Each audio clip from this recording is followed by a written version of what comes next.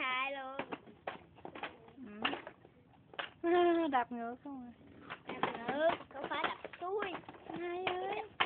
Lệch đến lệch rồi. Anh Hai ơi. Anh Hai, nhanh lên đi. Nè anh Hai chơi đi nè. Ừ. Ừ. I like the air, the sun so daddy, and get all done. Nấu xinh, bộ phim, tiếp theo, nghỉ cá, ma lù gà. Viết cách chữ gì? Rõ rồi.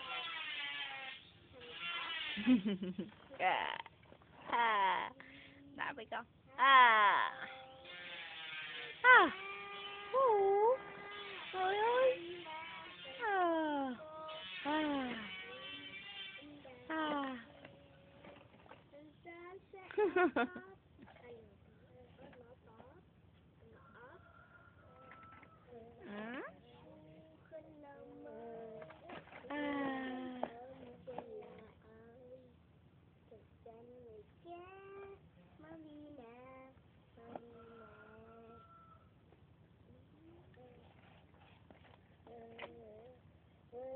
Ừ.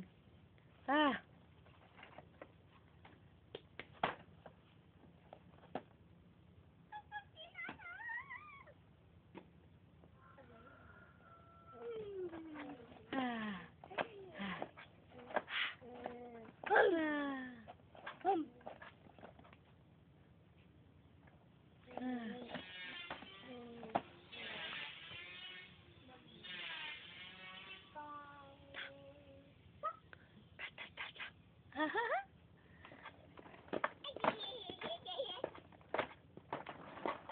Thôi chạy rồi kìa. Chạy đi rồi.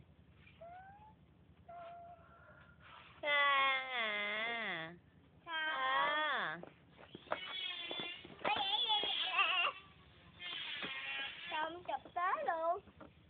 Đang quay phim mà. Còn phim hai thôi. Ừ. Chắc là quy phim con này. Đó có con muỗi bay rồi. Ôi trời ơi, ôi trời ơi, ôi trời ơi, ôi trời ơi. Tạm ngưng đi. Cái mày thúi.